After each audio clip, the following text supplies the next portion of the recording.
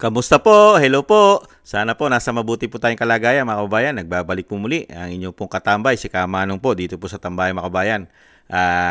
Sana po okay po tayong lahat mga kababayan. Magandang araw po muna, tanghali, hapon, gabi. Madaling araw po sa ating lahat. Saan masulok ng ating bansa o mundo tayo naroon ay naway maingatan po tayong lahat mga kababayan. Umpisa na po natin. Ito po, komentuhan po natin mga tambay. Ito pong bagong halal na tayo po ay nagulat mga tambay, di po ba? Sa kabila po ng patong-patong po yata na kaso nito at binubuksan po muli ang kanyang kaso sa pulburon ay naproklama po ito ng COMELEC samantalang yung Duterte Youth ay hirap na hirap po iproklama. Pero wala pong kaso yon ng sinasabi pong droga o pulburon mga tambay. Ibang klase, no?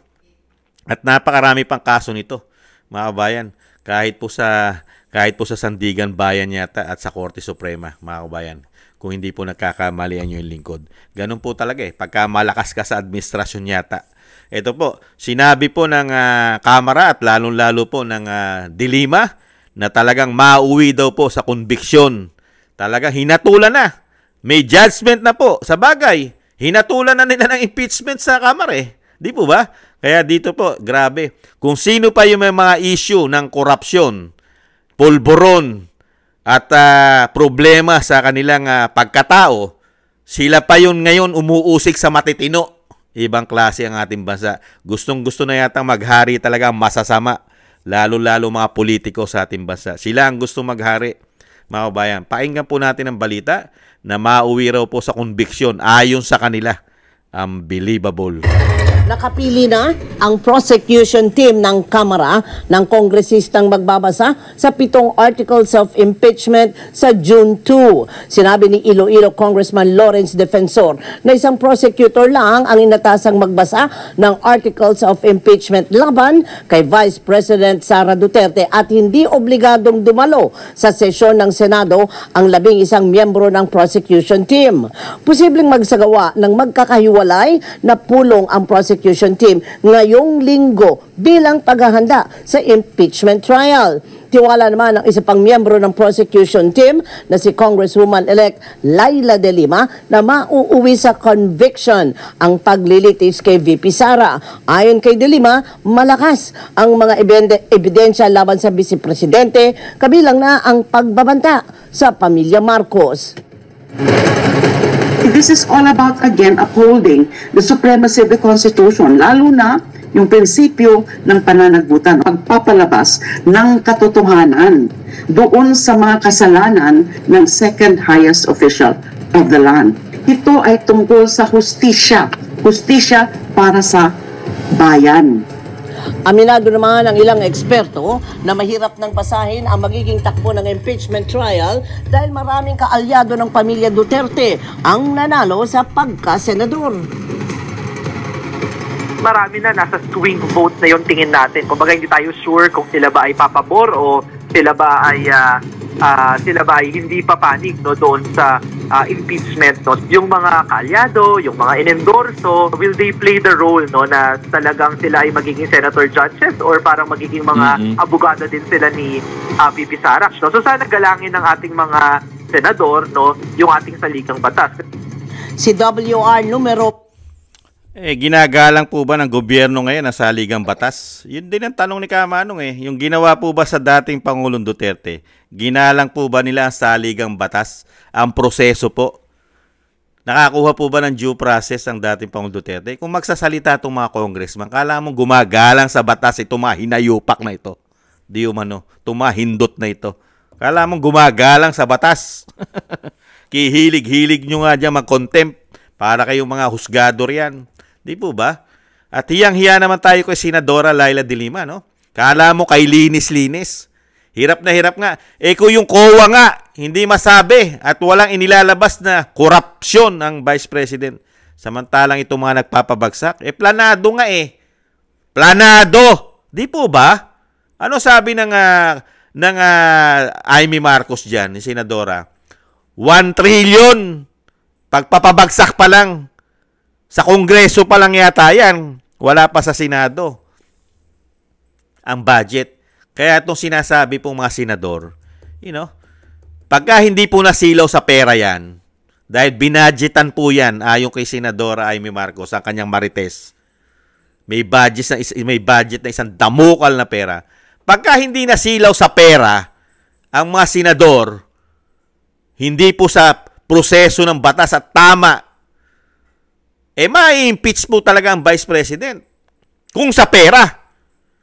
Pero sa tama, malabong ma-impeach dahil hindi naman nagnakaw, walang kinurap. Maliban dito sa mga buhaya. Sa mga buhaya.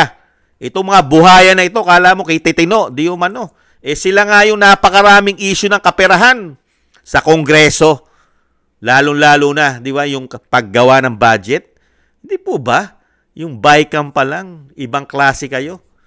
Pera ng taong bayan. Ang pondo nyo, walang public hearing. Kala mo kay Titino nyo. Hindi po ba? Ibang klase itong mga politiko na ito. Gustong-gusto ng pagharian talaga. Ang mga masasamang mga politiko, mga korap, mga may issue ng pulburon, ang ating bansa. Kawawa ang ating bansa sa mga politikong ito. Komento ko po, kawawa. Mga gahaman Gahaman, swapang, ganid. Di po ba? Lalo-lalo sa pera at kapangyarihan yata. Itong si Senadora De Lima, panahon niya nga, 85,000 mahigit sa DOJ, naging DOJ Secretary siya, ayon kay Jinggoy, si Senador Jinggoy Estrada, ang namatay. At napakaraming issue ng pulburon sa Muntinlupa, sumasayaw pa siya ron, nagko-concert pa yan sa Muntinlupa. May mga video yan. At may video yan na may mga kasama at may issue pa yan na mahilig sa saba. At may sex video pa yan. May sex scandal pa yan. At umamin yan. Umamin. Di po ba? Grabe. At diyan ka magtataka. Lahat ng mga testigo niyan, kung hindi namamatay, nawawala. Nagtataka lang si Kamanong. Grabe, no? Iba talaga. Nung makabalik po sa kapangyarihan ng tinatawag na may issue ng pulburon, lahat po sila nakalaya. Yung isa nga, naging mayor pa eh. Yung isang pulburon din. Di ba? Si Kerwin. Di ba? Si Kerwin, mayor pa ngayon. Lahat po ng mga talagang issue ay involved sa pulburon, nakakalaya. Bakit kaya? Dahil yung sinasabi, sila kaya yan narco politics. Sila pala yan. Di kaya? Kaya dito po, alam na naman natin ang layunin nila eh. Ang layunin talaga nila yung sinasabing pumutok na issue at kalat na kalat, yung Oplan Horus. Kailangan tanggalin, pasamain ng mga Duterte. Sa dami ng ginawang kabutihan ng mga Duterte, wala pa silang ginagawang magaganda. Wala pa. 3 taong pamumulitik at korupsyon, maganda ba yan? Samantalang ang mga Duterte, pumunta ka lang sa Manila Bay, makikita mo na kagalingan ng isang pangulo. Manila Bay pa lang yan. Walang nakagawa at nakapaglinis yan. Taian yan. Yung Ilog Pasig. Sino po ba nagsimulang maglinis dyan? Kay baho-baho rin yan. Basurahan. Pero ngayon, hindi naman nila babanggitin yan. Hindi babanggitin ng mainstream media yan. Dahil mabuti yan eh. Ang babanggitin lang nila, masama. Di po ba? Babanggitin din ba nila yung ginagawa ng Vice President?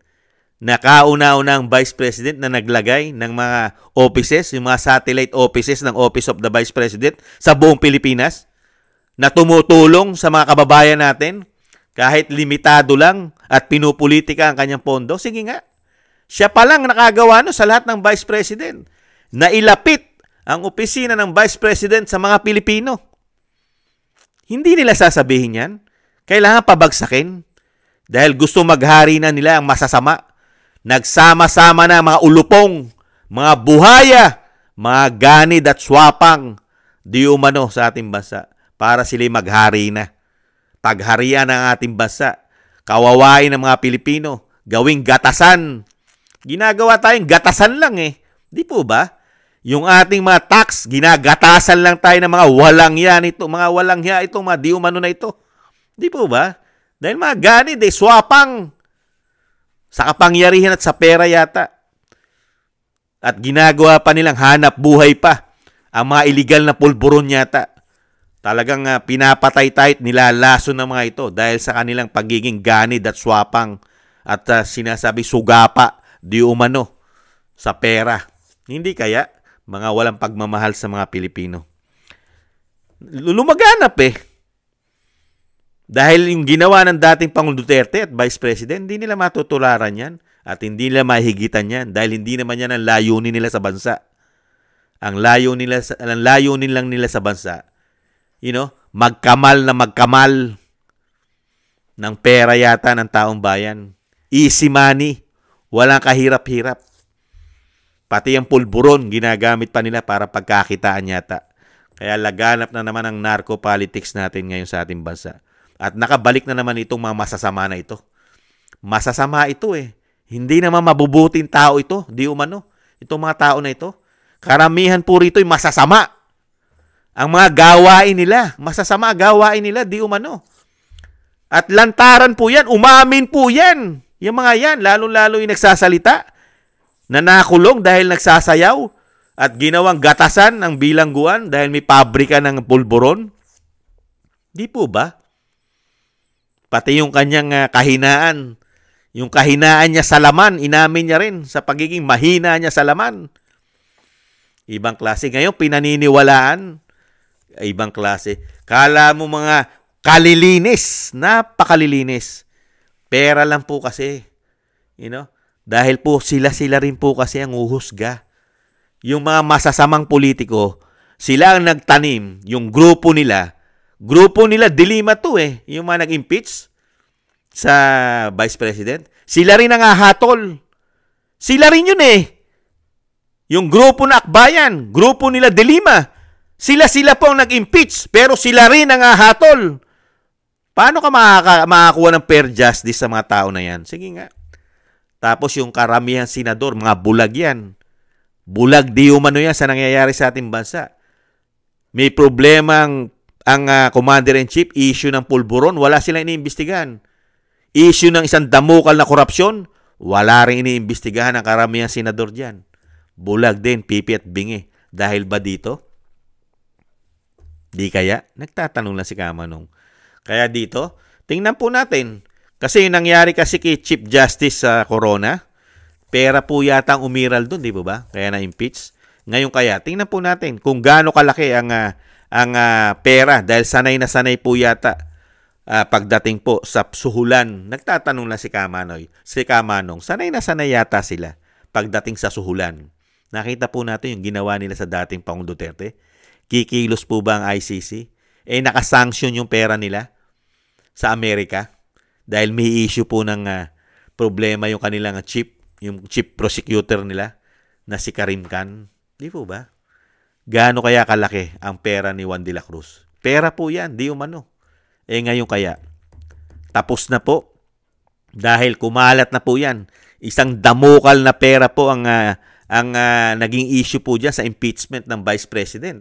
Kumalat po yan. May mga congressman po nagpatotoo yan.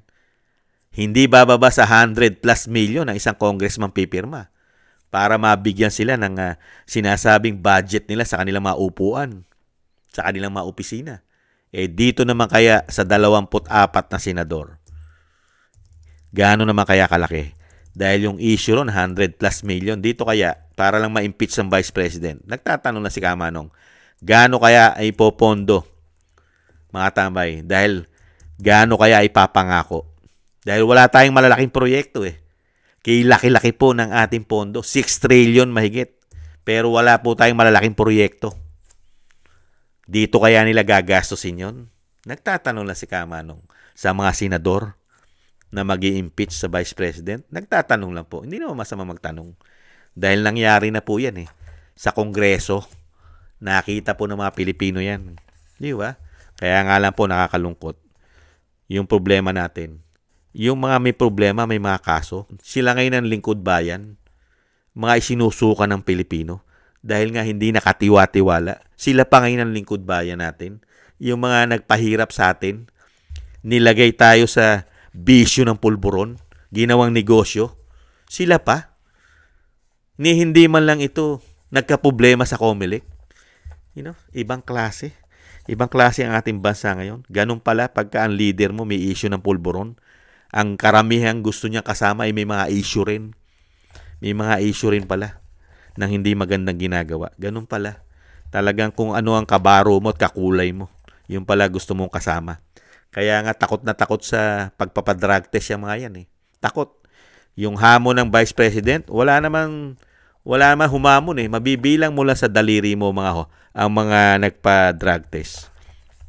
Dahil nga wala na mga amin na mga nagpupulburon eh. Kahit po tanggalan mo na yag balls yan, hindi aamin na gumagamit yan. Never. Di po ba? Yan ang mga ugali ng gumagamit. Di po ba mga kabayan? Kaya dito po mga tambay, ano po ang mapapala natin dito? Wala. Planado nila ito eh. Yung pagpapabagsak, napakaaga nilang pinagplanuhan ito. Hindi pa natatapos ang 2022. Tinamnan na nila yan. Di po ba? Kaya nga madugo ito eh. Di ba? Ano ba sabi ng Vice President? Magiging madugo itong impeachment. At marami po dyan. Maghanda rin kayo. Dahil ang Vice President nakaprepare din yan. Napakarami rin pasasabugin yan, sa totoo lang. Hindi po bobo, tangat, gago yan ang Vice President. Abogado yan. Alam niya nangyayari sa gobyerno, lalong-lalo nung DepEd siya. Napakarami naglagay dyan, nagtanim ng bilyon-bilyon. Extraordinary. 2 tao kumukontrol sa pera. Alam niya yan. Kaya maraming sasabog dyan at puputok kung sino talaga ang magnanakaw. Mga magnanakaw sa gobyerno. Puputok po yan, mga kabayan. Pagka inilabas po ng Vice President kung sino ang tunay na mga magnanakaw sa gobyerno. Hindi naman po tangat bobo yan ang ating Vice President. Isa pong abogado yan. Matalino po yan. At alam niya ang laro ng masasamang politiko. Alam niya. Kabisado niya po yan. Kaya nga, akala nyo eh. Kaya nga hindi natatakot ang Vice President sa inyo eh. Di ba? Hindi natatakot. Dahil alam ng Vice President na wala siyang nilalabag at wala siyang ninanakaw. Sila ang gigil na gigil ma-impeach dahil sila yung maraming pinagtatakpan. Dahil kung hindi nila ma-impeach ang Vice President, silang lahat malilintikan. Dahil alam ng Vice President ang kalikaw ng mga bituka nila. Lalong-lalo pagdating sa korupsyon. Hindi po ba? Hindi po ba mga kabayan? Kaya wala na po tayong asahan dito, lalo-lalo kay De Lima. Ano asahan mo riyan? Ano ang kredibilidad niyan sa mga Pilipino? Sige nga, may kredibilidad ba yan sa mga Pilipino? Meron! Saan? Sa media. Hindi naman lahat. Sa media. Sa mga kaliwa. Sa CPP, NP, NDF. Diyan, meron yan. Nandiyan ang kredibilidad niyan. Pero sa mga matitinong Pilipino, nada. Isinusuka na nga yung mga yan eh. Nagulat nga lang tayo nung bumalik ang binagoong ang Pilipinas na may issue ng pulburo ng Pangulo eh. Nakabalik silang lahat eh. Yung pala sila lahat pala magkakasangga. Magkaagrupo pala. Magkakasession yata. Hindi kaya? Nakabayan. Maraming salamat po mga tambay sa gusto po ng ating tambayan mga kabayan sa YouTube at TikTok. At ganun din po sa ating mga taga-subaybay, taga-panood. Thank you po sa inyong lahat. At shoutout din po. At maraming salamat po. Shoutout po sa inyong lahat. Sa ating po mga subscribers. Maraming salamat po sa inyo lahat. At thank you rin po sa mga nagbibigay ng biyaya. Shoutout po, Kingston 123 ng Hong Kong, Eric Hershio ng Canada, Jake Yahut 4531 ng Maisog, California, USA, Gina Ray, Solid DDS ng Berlin, Germany, Julieta Celona ng Sydney, Australia, Baby Roman at Ate Isa ng Cagayan Valley, Jem Aris ng United Arab Emirates, Jovelyn Watanabe ng Japan, ako si Pilam, Annie Joe, Teodorico Erguisa Jr., Arfel Villacorta, Wills Bubbles 5697, Rosalina, RK, AAR Team 88. Thank you po sa inyo mga kabayan. At mabuhay po kayo. Ingat-ingatan po. At ganun din po sa mga nagko-comment, like, share, and subscribe. Thank you po. At yung panalangin po mga kabayan, isama po natin araw-araw po natin isama sa dasal at panalangin ang pag-iingat po sa pamilya Duterte, lalong-lalo po sa Vice President at sa dating Pangulong Duterte na sana po ay makabalik po siya sa lalong mabilis sa ating bansa. Sana po. Tayo rin po mga tambay, mag-ingat-ingat din po. Ingat po tayo, doble-doble ingat. Maraming salamat po muli mga tambay. Paalam po muna Ingatan nawa po. Ingat po. Bye-bye.